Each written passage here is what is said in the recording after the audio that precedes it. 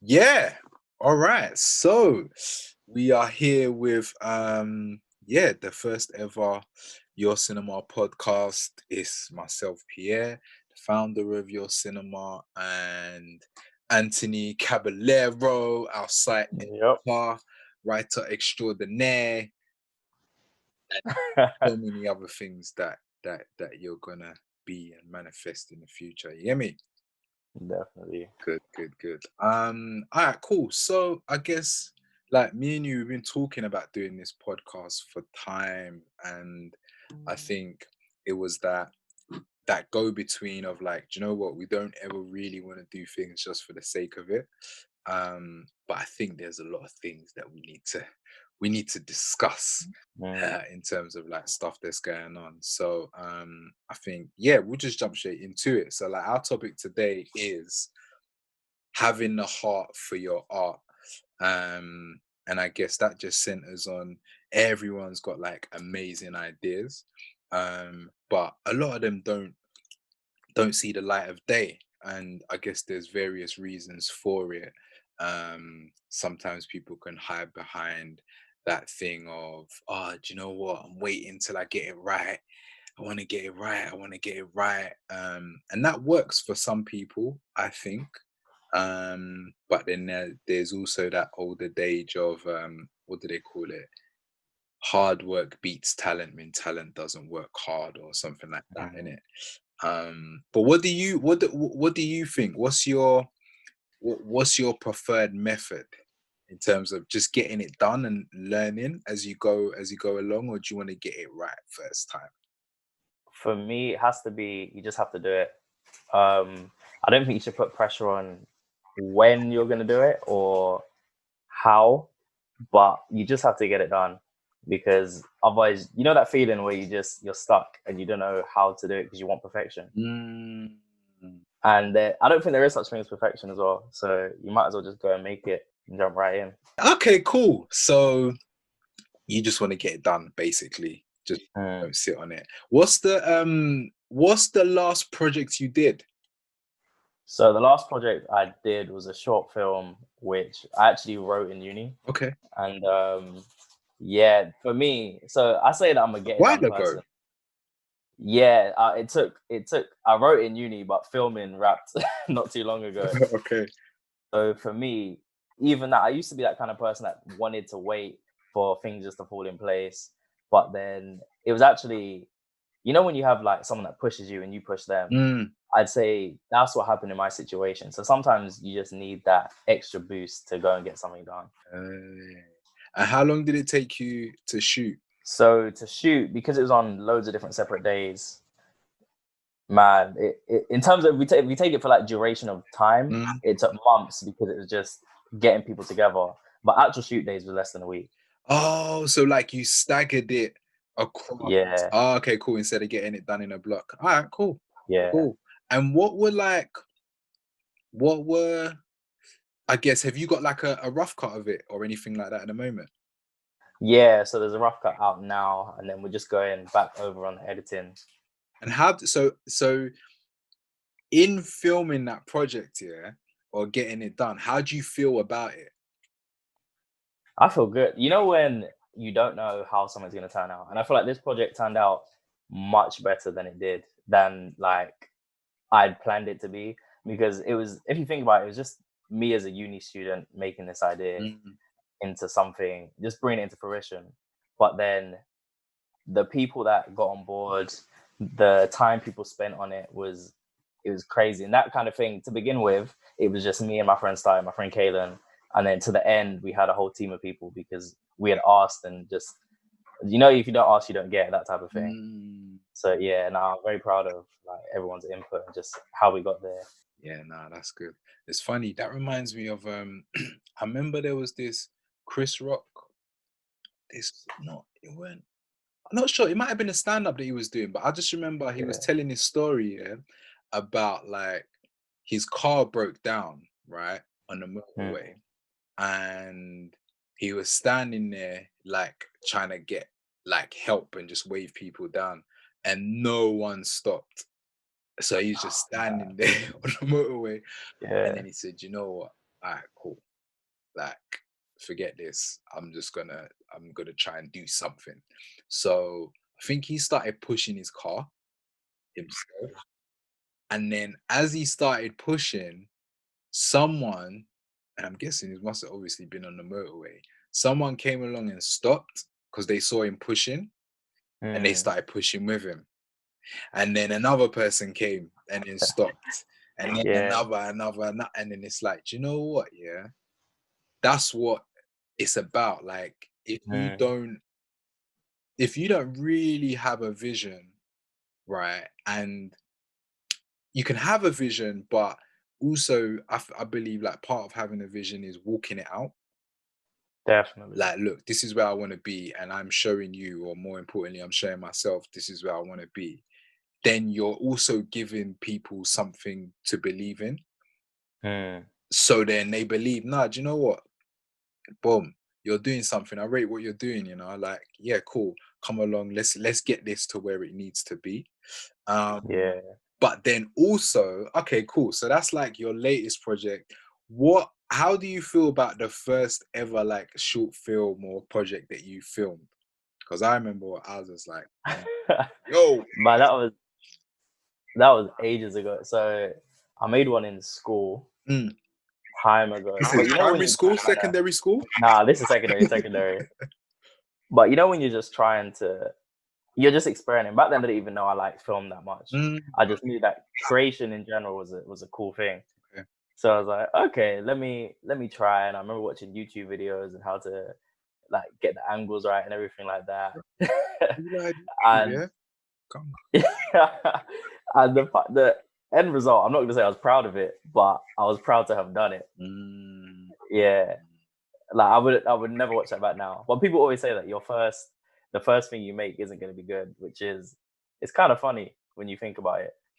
Because you two like one person could hear that and decide, okay, what's the point of me even starting if it's not gonna be good? Why am I wasting all this time? mm, And then mm, another person could say, okay, I guess I'll learn things from this and then next time it'll be better. yeah.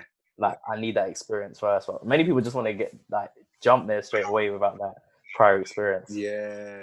Do you know what? It's funny, yeah, because um Banny, who DOPs like a lot of like fully focused like flagship Mm, films, right? He was he was doing like a masterclass here, and he was saying like how if you're like he basically said exactly what you said, like your first film is likely to be rubbish, yeah. And if it's yeah. not rubbish, then you took too long to make it. Wow. It's just Wow. in it, Yeah. right? Like, Yeah. if you take so long to make your first film amazing, then you've because I guess you know what, yeah, the truth is you learn a lot through doing. That's not the only way to learn, but I find for Definitely. me that helps. That helps quite a Yeah. lot. I remember the first the first short film that what was it that I directed, and I was like, yeah, no, do you know what? This is the first short film that we're doing, Mm. bruv. I didn't know what it meant to be a director, bruv. Like, like the way I talk to the actors, yeah. Oh, bruv, man, Yeah. that was all mad, bruv. It was mad. It was mad. And I just remember at the time, yeah, when we were doing it, I said, finally, we're doing the short film, we're doing it. Mm. And then I remember looking at it and I was like, this is not coming out. Wow. This one's staying in the can, bruv. And Wow. that's where it is still today. It's in the can. But yeah, it is that, innit? It's like, Yeah. you know, But in that situation though, do you think you should so there's obviously trying it, but there's also a fact of putting the work out mm, because there's another you could easily just never put the work out because you think it's not good, even if you know it's not good. But do you think you kind of owe it to release that work and knowing it's not good, just so later when you get to the stage where you are great, you kind of people can see that transition, like you actually started. do you know what? Yeah, bro. I think that is That's a really good point. Like my ethos, um, I know it sounds like I might be contradicting myself a little bit, but I had good reason to not put out that short film. Um, Yeah. but no, like my thing is really like I like getting things done and putting it out. Get things done, put it out. Get things done, put it out. Because I believe in the power of consistency and like in like you look back and you can appreciate the journey. But do you know what I think is really interesting? Yeah, is that Mhm. people succeed doing both. So, That's and that's what I admire about this day and age. Yeah, and even if you look at like our industry and our scene and stuff, is that like when you look at Kobe Adam, yeah, he or Adam, because he's from Ghana, mm, but Kobe Adam, when you when you look at his work and how he works, he's not with that, yo, just shoot and put it out, bruv. You yeah. see what I mean? And what it's done for his career is it set a precedent of if his name is attached to something, this is the quality that you expect. Wow. Yeah. Do you see what I mean? But as well as that, I think with that, that is a part of that's how he likes to work.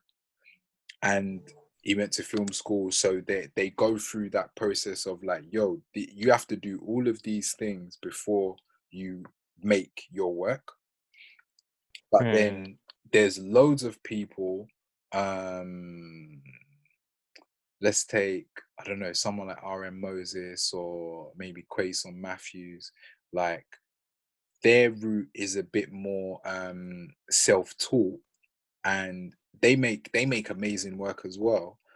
yeah. But then there is that history and you can see the growth. Mm, And they're both they're like everyone that that I've mentioned, I've got a high regard for. So I feel like really it's down to the individual to understand and say, do you know what? This is what I'm on. Do you know what I mean? Like I personally know yeah. for me, I'm on let's shoot the thing and let's put it out. But please let's make sure the thing is like a minimum standard of this Mm, because of I guess where I'm at in where I do things in my career now. Do you see what I'm saying? But that makes sense. Yeah. I feel like if you're just starting out, throw the thing out there, man. Throw it You out never know. there. Yeah. Yeah. I think because you know what? Yeah. You know, if someone's a bit too precious, right? Yeah. I feel like sometimes they might have to go back in the mirror and ask themselves why they're doing this. Like, are you doing this? Are you creating work to get accolades? Or are you creating work to because you want something as a result of it? Or are you creating work because you want to create work? And See, that is, yeah, you, that's a big deal. you get me? I feel like some people, you can definitely tell, some people are just out there to get to a certain place. You know what I mean? Like, they don't even think of the journey, they just think of the end goal. And I think one of my friends one time, like we sat to for a meeting just to get so we can gauge each other as writers. Mm, And then he asked me, what do I want long term? And I was like, yeah, I'd love to be a writer and then just write, and put out my own show. And then he asked me, okay, then what then? And I was just stumped because I was thinking I hadn't thought further than that, but then there was nothing else that I could picture. Like there was no plan after that. And he said, like, if you enjoy creating, then you shouldn't really think about that shouldn't be like the measure of your career or where you hope to be. It should just be about the now, like you enjoying and putting out work mm, and that kind of thing. mm. And then just go with that kind of flow. Even though it's good to have goals, but then just one thing, I feel like you should just be out there to learn more about the industry, if that makes sense. Yeah, I think that's really interesting, because particularly at this time. in our industry, right? It's like, fam, just be yourself, Mm. because those stories that are like so unique to you, the way you tell them and portray them, it'll be so authentic. Like all the films that we like, or and they may not even be that good, right? But the films that touch your heart, for Yeah. me, I I like a lot of the, like, just the Bullet Boys, the Yeah. adulthoods. Like, brother, I really like those films and those shows and Top Boy and all of that stuff. And do you know why? Yeah, because you're just seeing the culture that you grow up in. Definitely. Yeah. And if, like, No, and who was it? Saul Dib that did Bullet Boy, Mm. and all these people, right, that have done all these shows, like these stories that are so authentic to us. Like now, because the industry is like turning our way in terms of like we Yeah. want to showcase our culture. Yeah, there's a lot of there are a lot of opportunities opening, but I feel like there's that fine edge of wanting to get that commission so badly that it can almost be like, do you know what? Cool. This is my story, but how do you want it to go? Mm. And which, Yeah. like, I understand is give and take. Like, one thing, if someone else is putting the money up, they're gonna have a say in it. Like, you don't go to the restaurant, pay for the food, and then the waiter tells you, bruv, yeah, no, you're having vegetarian today. It's like, yo, I'm having Exactly. steak, bruv. Exactly. What are you talking about? But I feel like, it's that thing of, like, just don't lose yourself. Not because compromising, the man and all of that stuff. It's more just like, Mm. because when you don't lose yourself and you maintain who you are in terms of like the story that you're conveying, that's when you get the truth. That's when Big you time. get the authenticity. Like, do you know what? There was someone I know, yeah, they were young actor, right? Just finished uni, and they said, they were doing for their like graduation piece or something like that. They had to do like a Yeah. performance, right? And they were rehearsing. This is obviously before COVID and all that stuff, yeah. Mm. They were rehearsing, and in the scenario, it was like two guys, and they were on the block, and one of them was, I think, on the roads, and he had another friend that wasn't. He just came round, pulled up in the whip, and then just had loads of money out and was kind of like flashing it to him to sort of be like, yo, bro, like, come and do this thing. And when their lecturer saw it, Yeah. they were like, I don't know. Do you know what? I just feel like they wouldn't they Wow. wouldn't have that much money in plain sight. And the person was like, Yeah. just didn't get it. Like, what do you mean? Like, in that light, what, you pull up in a car? Yeah, they would. That's normal. Yeah. Not just, it's not normal for normal people, but like, if you're in that lifestyle, having a lot of money, Exactly. it's not like that's what happens. But then it's like, yo, imagine like you're sitting down with Channel 4 and they're like, yeah, nah, do you know what? I think no, it's only like, if he's flashing any more than £100 in broad daylight, I don't think that's realistic. I mean, where would someone get all Yeah. that money from? That's your opportunity to school them, not to like enforce Literally. your rights as like a, nah, but I'm telling my story. But it's like, it helps to educate, because then when you don't voice certain things, Mm.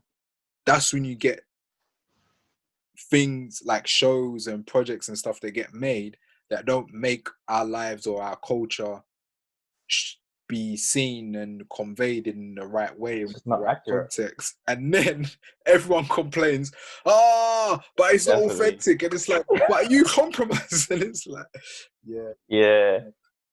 But that's such a big thing. I feel like I can imagine you're in a big room, you finally got the opportunity, and they've taken your script, you're happy, Mm, and then they tell you, nah, this isn't realistic. I feel like in that situation, mm, because you're looking at the suits around you, you're probably gonna think, okay, well, it's only money, you know what I mean? This in this situation, it's only that money that they want to remove. But I feel like once you do that, you're kind of susceptible to then it's they don't want this person here who you really wanted to represent someone mm, in the scene, and then just slowly your work starts getting taken away mm. because of their vision. But if they don't know the culture, then like like what Stormzy said, I don't think they can comment on it because you are the person. And I feel like right now, a lot of people are actually, obviously because of recent events, taken to our stories more Mm. and actually hearing our stories out.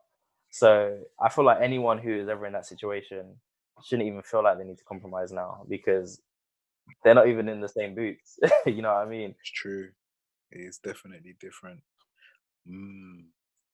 Yeah, no, that's interesting. I think I think that's a really good point actually. So in terms of like authenticity, right?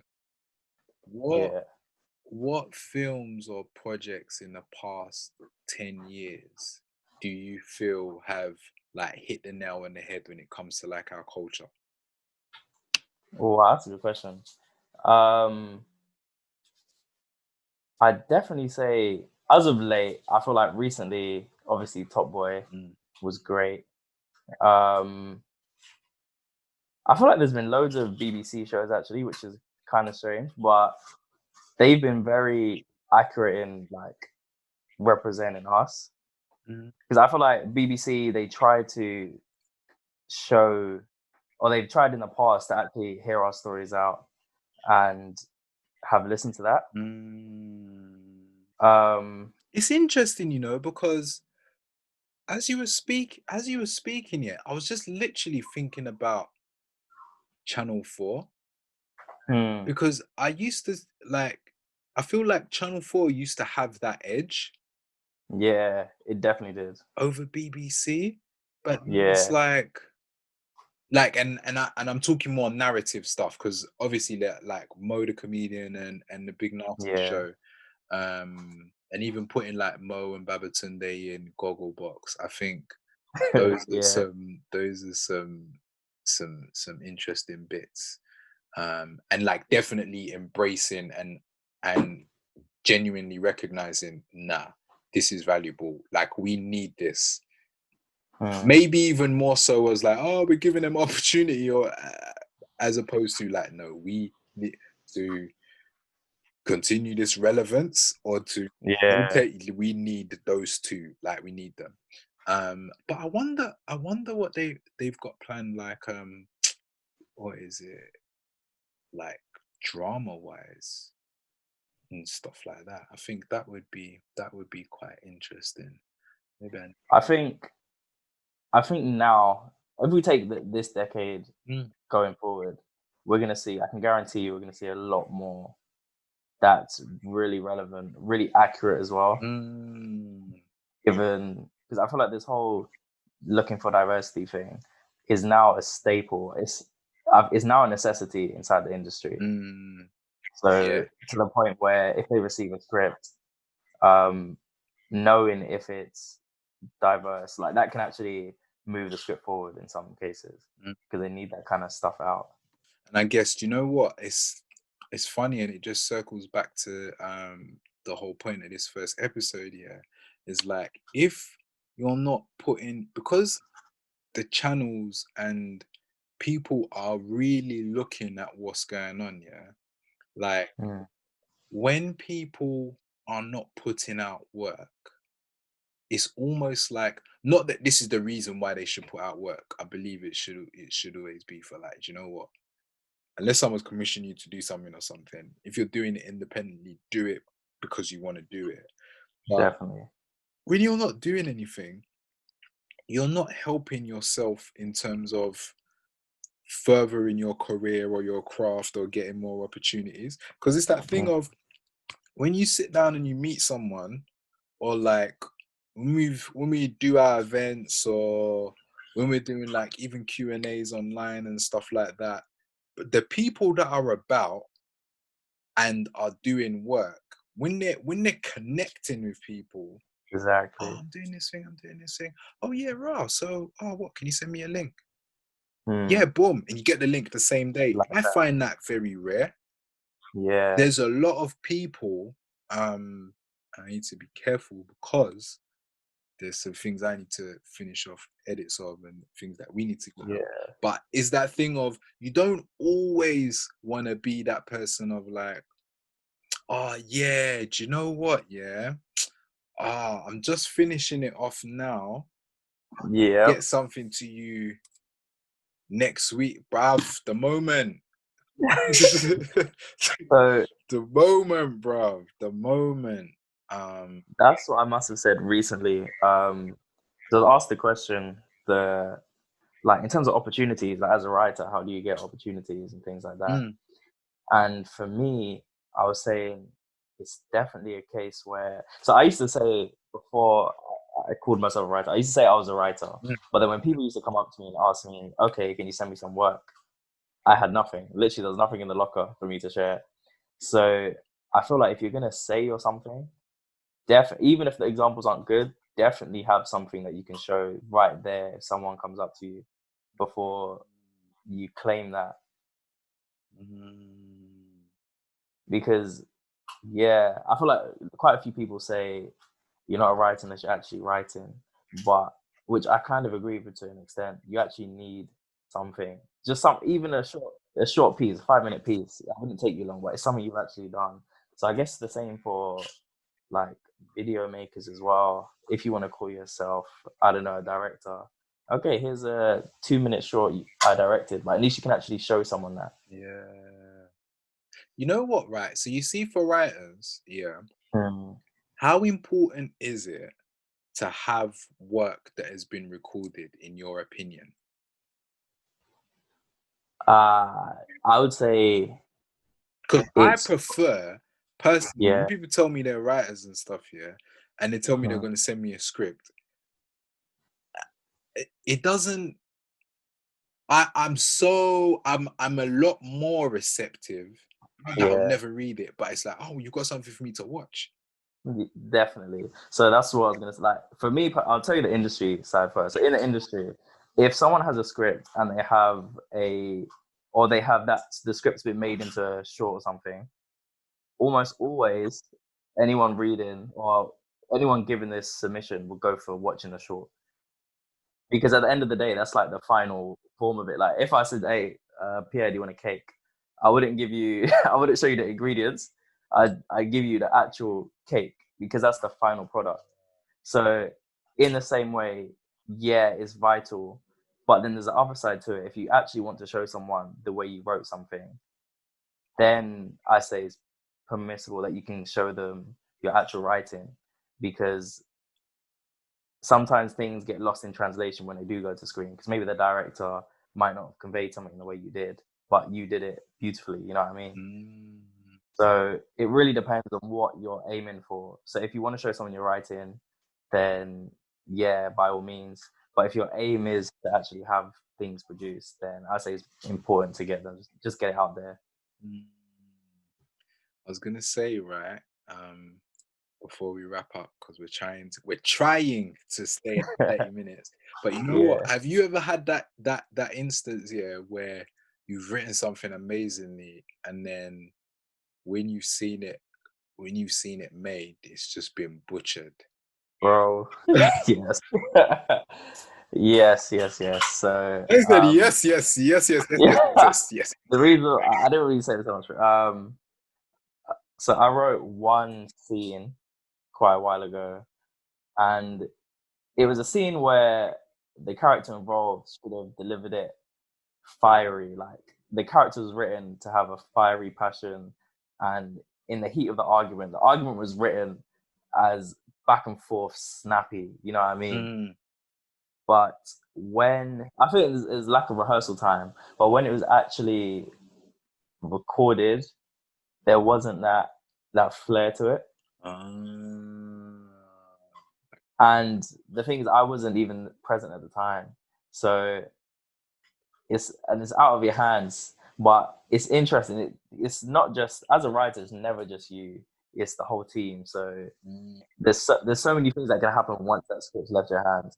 So yeah. In which case, and it's annoying because you would like to show someone that this is the most amazing argument scene, but you can't anymore. Do you know what? Yeah, I was just wondering, with it being like, was it an independent project as well? Yeah.